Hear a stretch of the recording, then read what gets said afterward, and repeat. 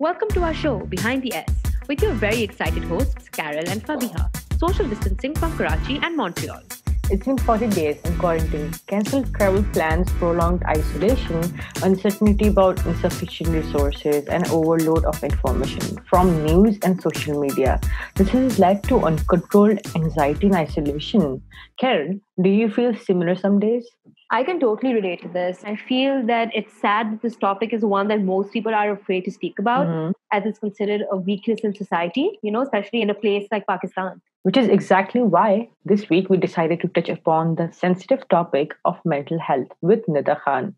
She holds a double master's degree in clinical psychology and is based in Karachi. Aside from her private practice, she specializes in working with teenagers in institutions, and her passion lies in using expressive artwork to deal with mental health. Her quirks are something you will find while listening to our podcast, which is why she is loved by so many. Hey Nida, how are you doing? Thank you for coming on a podcast today to speak about mental health. Hi, thank you for having me. So give us a little more insight into your background so that our audience can understand you a little better. So I'm a therapist. I've been working in the field of mental health for about 13 years, very passionate about it. I'm a huge fan of kind of incorporating different interesting expressive arts, methods into therapy, music, sand, play, art, and that's the reason why I'm here as well today to talk about mental health. Do you think that in your experience, the perception of therapy has changed the way that we look at things now in Pakistan society? Absolutely. Look, 15 years ago, there was a real sense of therapy being super niche. Over the last 15 years, again, I'm very grateful. I'm very thankful. I've seen that change a lot. I've seen it become part of the vernacular, as part of mental health. Of course, we still have a long way to go. Of course, it's nowhere near where it is in developed countries.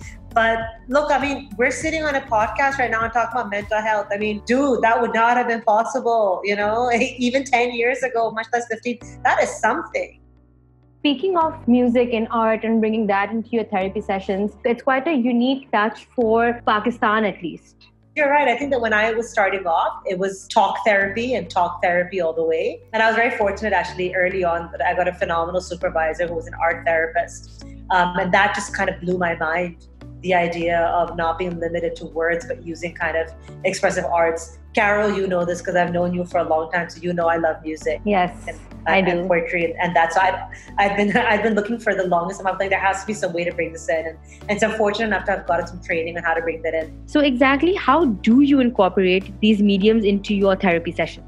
I've started telling people from the outset that this is what I do. And I think when they come into my therapy room, it's pretty obvious because there's a piano there, there's miniature toys and sandboxes and little drums and games. And so it's really difficult to walk in and not realize that that's what you're getting. Other than that, it's really simple. People will be talking about the way that they feel and I'll ask them, well, I wonder what that would sound like. You're talking about this feeling, and if that had a sound, I wonder what that sound would be. I wonder what image comes up for you. When you talk about this experience and you talk about what happened, what's the image that comes to mind? What would we have to smear that color? What color would it have? What feel would it have?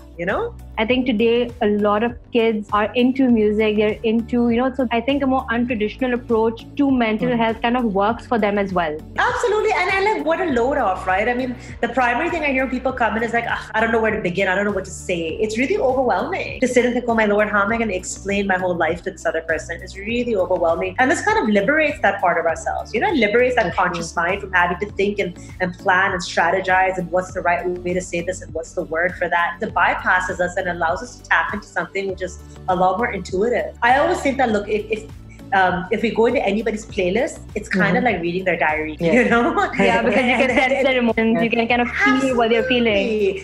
Yeah. And I don't know about you guys, so tell me if this is like for you, but I'm always a little bit cringy if somebody wants to glance too closely at my music. It's more personal, I think. Absolutely. A playlist is such like an audio journal. I'll often ask clients to do that. But look, I'm going to see you next time after a week. Pick a song at the end of every day, put that in your playlist and come and we'll listen to the songs and I'll get a felt sense of what your week was like by listening to these 7 songs, and that's kind of amazing. What do you think about quarantine? How people are responding and dealing with quarantine? For instance, being productive in the new norm and everyone is being so hard on themselves. Oh God, yeah. And I'm glad you bring that up. So this is very near and dear to my heart. The tangent I'm about to go down is very near to, because I've been thinking about this a lot, you know? I love the fact that young people some years ago invented the term FOMO to describe about like fear of missing out in the world, because for a while, it's like we went from doing in the real world, and then we went on lockdown. People panicked because they couldn't do anymore.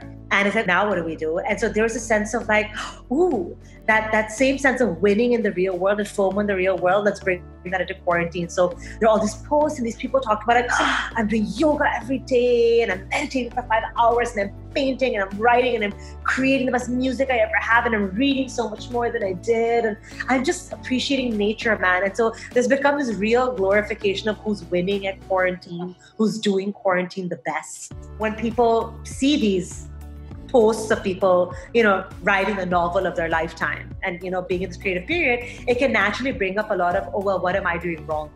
And I can't believe this, and I'm just unhappy and miserable, and it's difficult to be happy. Absolutely.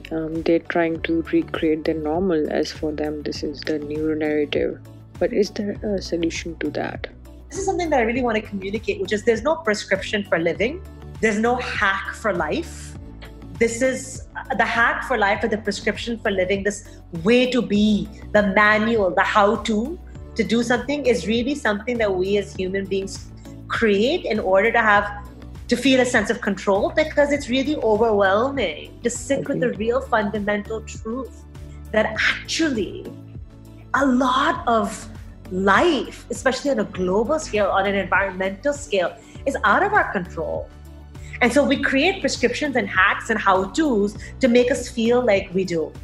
It's a very dangerous thing because it's man-made, all these hacks. You know, they're not rooted in a sense of, you know, because where does it come from? So, and I almost think that this quarantine, I mean, not to get too philosophical about it, but there seems to be an invitation from the universe of, you guys live in doing mode all day in the real world.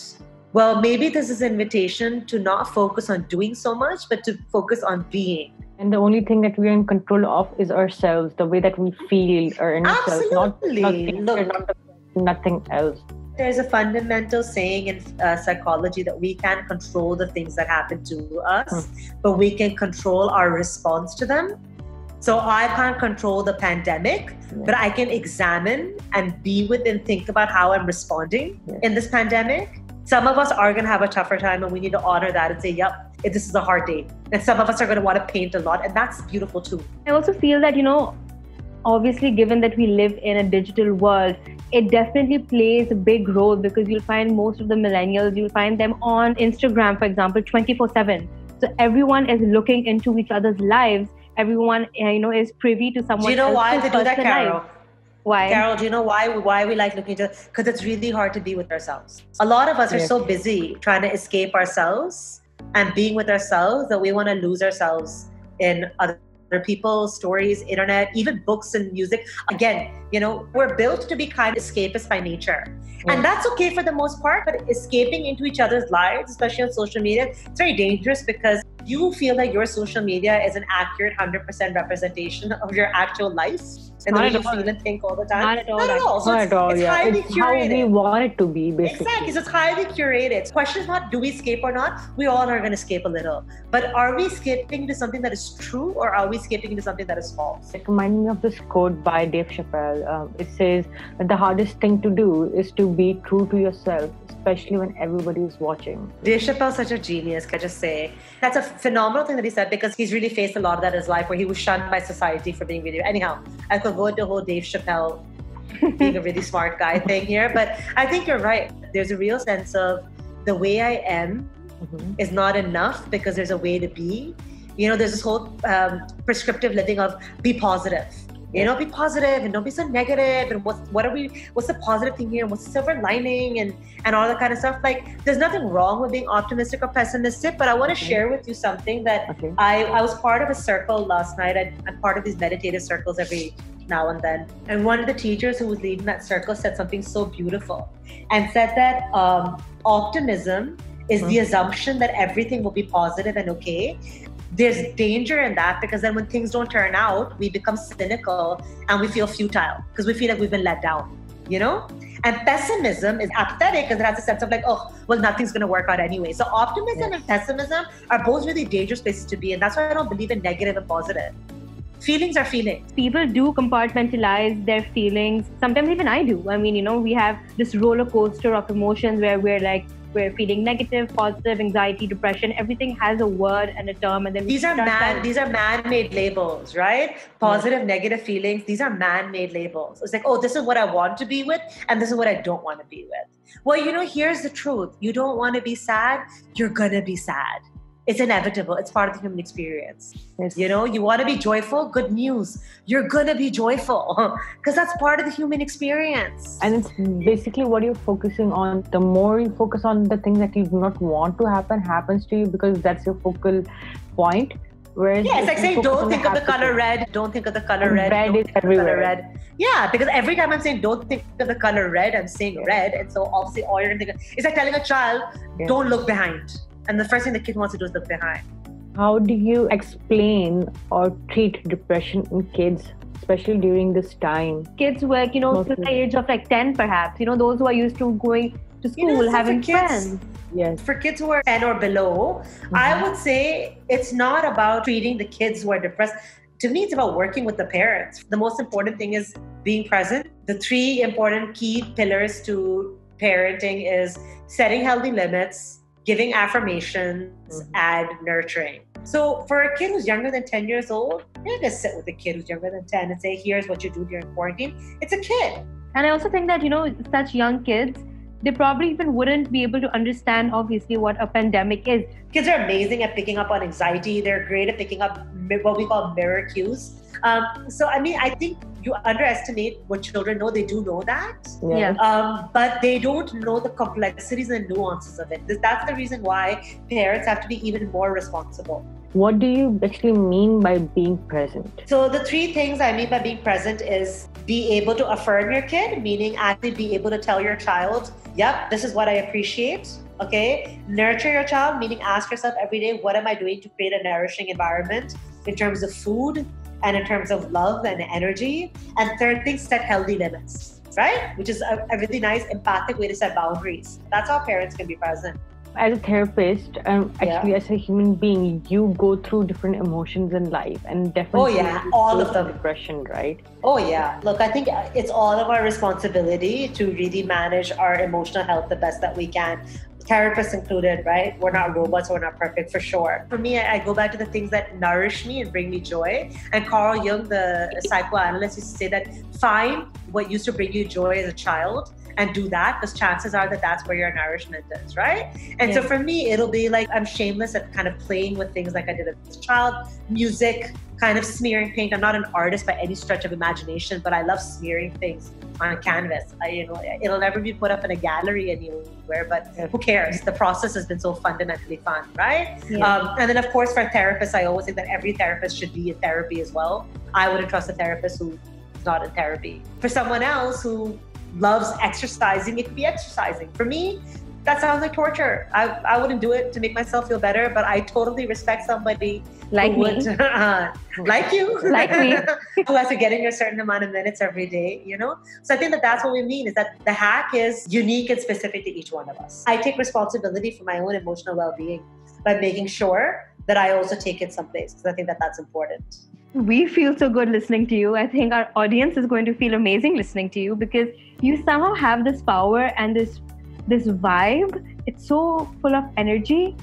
I'm not going to say positive because, like we just discussed, it's just a feeling. Smart girl, Carol. Just a feeling. Yeah.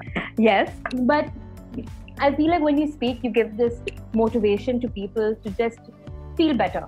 It would be 100%. great if you can leave our audience with some words to hold on to. Like, what would you suggest, just in general, for people who listen, who are going through quarantine, something that they can, hold on to? If there's one thing I can leave kind of everyone with, it's this, which is, if there are people who have cared enough to give 20 minutes to listening to a podcast like this on mental health, that means that they are already invested in their mental and emotional well-being. So as far as I'm concerned, that means they're already doing their self-care and they're already trying to do their best version of kind of taking care of themselves through quarantine. That is it. There's no prescription, there's no hack, there's no comparison. If you care enough to show up for yourself, you're living life. There's no greater way to honor your life than by showing up for it.